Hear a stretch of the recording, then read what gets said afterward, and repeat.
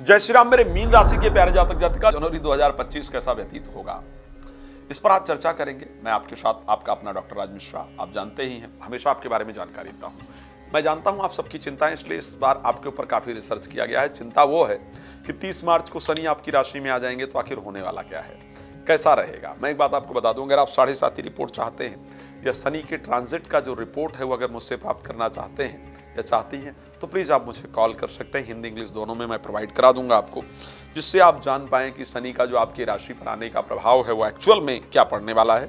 एक बात बता दूं, शनि आपके राशि में आ तो जाएंगे, लेकिन एक बहुत पॉजिटिव भी है कि राहु आपकी राशि से हट जाएंगे। सो कुछ अगर खराब है तो कुछ बहुत अच्छा भी है, उस पर ध्यान देंगे। लेकिन फिलहाल ध्यान देते हैं कि साहब जनवरी कैसा व्यतीत होगा, बाकी की तो बाद में देखेंगे। भविष्य की चिंता करके वर्तमान को खराब नहीं करना चाहिए। एक बात आपको राय दे रहा हूं, यदि आप राम कथा या भागवत कथा, शिशु महापुराण की कथा कराना चाहते हैं, अपने क्षेत्र में कराना चाहती हैं और मेरे द्वारा आप चाहते हैं, तो प्लीज आप मुझसे संपर्क कर सकते हैं, इस कार्यक्रम को आयोजित करा सकते हैं। आइए सबसे पहली चर्चा करते हैं कि इस महीने का खास एक्चुअल में क्या है, सबसे लाभप्रद जो पोजीशन होगी वो इस महीने में क्या होगी। तो अगर मैं सबसे खास बात इस महीने में कर रहा हूं, पूरे वर्ष में एक बार ऐसा होता है जब सूर्य आकर के आपके दशम भाव में गोचर करते हैं। एक बार में ऐसा संयोग बनता है, ठीक है। सूर्य आते हैं और आपके दशम भावस्थ होकर के गोचर करते हैं, और यहां पर वो आपके किस कार्य को बनाने के लिए आते हैं, यहां पर वो आपके रिलेटेड टू गवर्नमेंट सेक्टर से, गवर्नमेंट क्षेत्र से रिलेटेड जितने काम होते हैं उसको आपके बनाने आते हैं। इस महीने आप देखिएगा, अचानक जितने काम आपके सरकारी क्षेत्र में रुके होंगे उनसे रिलेटेड कॉल या उनको ठीक करने के लिए कॉल या उसको अपने फेवर में लाने के ऑफर या कॉल आपको अपने आप आने शुरू हो जाएंगे। अधिकतम लोग आपसे संपर्क करेंगे, आपका ये वाला काम था, हम करवा सकते हैं, बताओ करवाना है क्या। आप अगर कोई सरकारी नौकरी इत्यादि के लिए आपने पेपर वगैरह दे रखा है, तो उससे रिलेटेड जो पॉजिटिव कॉल्स हैं, जो आपके फेवर में है रिजल्ट, वो आने का संयोग निश्चित रूप से बनेगा।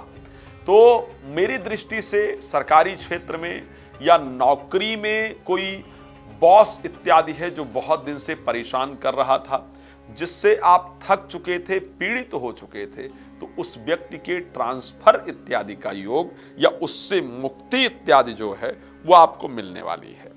तो मैं एक बात बड़ा क्लियर कह सकता हूं कि प्रोफेशनल लाइफ से रिलेटेड कुछ बहुत इंपॉर्टेंट डिसीजंस इस महीने आपके जीवन में होने वाले हैं। आपको एक अच्छा रिजल्ट मिलने वाला है। प्रोफेशनल लाइफ इस महीने आपकी बेहतर दिख रही है और आप खुद एक बेहतर फील भी करने वाले हैं। दूसरा, हेल्थ के लिए आखिर कैसा रहेगा। हेल्थ वाइज अगर मैं बात करूंगा तो मैं कहूँगा एज यूजुअल जैसा चल रहा है, जैसा दिसंबर गया है, हेल्थ को लेकर के जनवरी भी करीब करीब उसी प्रकार की जाएगी। कुछ खास चेंजेस जनवरी में नहीं होने वाला है। एक चीज जरूर होने वाला है, एक जो माइंड हेल्थ है ना, माइंड हेल्थ भी किस प्रकार से काम वासना की जागृति कराने वाला, जो मेंटल हेल्थ है वो काम वासना की जागृति कराने वाला। और अचानक एक रामायण के अंदर एक चौपाई थी कि धरी न काहू धीर सबके मन मन सिज हरे, और जे राखे रघुवीर ते उबरे ते काल। एक समय ऐसा आया, कलिकाल की बात की गई है, पीछे चर्चा की गई है रामायण में, कि सबका जो मन था ना, किसी का कंट्रोल में रहा ही नहीं। तो मैं इसलिए इस बात को कह रहा हूं, जब शुक्र और राहु 27 तारीख को एक साथ आपकी राशि में उच्चस्थ होकर गोचर करेंगे, तो ये आप देख लीजिएगा, इस बात को मेरे नोट कर लीजिएगा। 27 से 31 के बारे में आप देखिएगा, आप काम वासनाएं इतनी प्रबल हो जाएंगी कि कंट्रोल करना बहुत मुश्किल होगा। प्लीज ध्यान रखिएगा, इसलिए आपको मैं बता रहा हूं कि इस पर कंट्रोल बहुत इंपॉर्टेंट होगा, नहीं तो ये आगे चल करके कलंक का काम करेगा। अन्यथा मैं इस विषय पर बहुत डिस्कस करता ही नहीं। मैं इसलिए इस पर डिस्कस कर रहा हूं क्योंकि ये बड़ा इंपॉर्टेंट विषय है आपके लिए, और मेरी रिस्पॉन्सिबिलिटी है कि मैं जितना भी आपको अच्छी जानकारी दे सकूं उसको देने का प्रयास करूं। सो ये एक इंपॉर्टेंट है। अच्छा, फाइनेंशियली ये महीना कैसा रहेगा। मेरे दृष्टि से जो कंडीशन फाइनेंशियली पहले चली आ रही है, करीब करीब वही कंटिन्यू रहती हुई दिख रही है। कुछ नया फाइनेंशियल चेंज मुझे नजर नहीं आ रहा है। हाँ, 21 तारीख को मंगल के वक्री होने से, मिथुन राशि में आने से ये थोड़ा चेंज आपके लिए मुझे दिख रहा है। यहां पर प्रॉपर्टी से रिलेटेड कोई काम आपका रुका हुआ बनेगा, प्रॉपर्टी से रिलेटेड कोई विवाद आपका सुलझेगा, इस प्रकार की परिस्थिति जरूर नजर आ रही। 21 तारीख को जब मंगल वक्री होंगे और मंगल फोर्थ हाउस के अंतर्गत आएंगे, तो प्रॉपर्टी से रिलेटेड कोई जो मामला है, कोई विवाद इत्यादि आपका है, वो आपका निश्चित रूप से सुधरेगा। इस प्रकार की कंडीशन आपकी राशि के अंतर्गत प्रॉपर तरीके से नजर आ रही है। सो ये एक कंडीशन रहेगी। दूसरा, क्या नौकरी में कोई परिवर्तन दिख रहा है? नौकरी में परिवर्तन तो मैं नहीं कहूंगा, लेकिन इसके बाद लड़ाई जरूर दिख रही है। तो प्लीज नौकरी को लेकर के थोड़ा सावधान रहने का प्रयास कीजिएगा, लड़ाई झगड़ा ना हो, वो बहुत इंपॉर्टेंट होगा आपके लिए। सो 2-3 चीजें हैं जिस पर ध्यान देने की आवश्यकता होगी। मैरिड लाइफ ठीक ठाक रहेगा।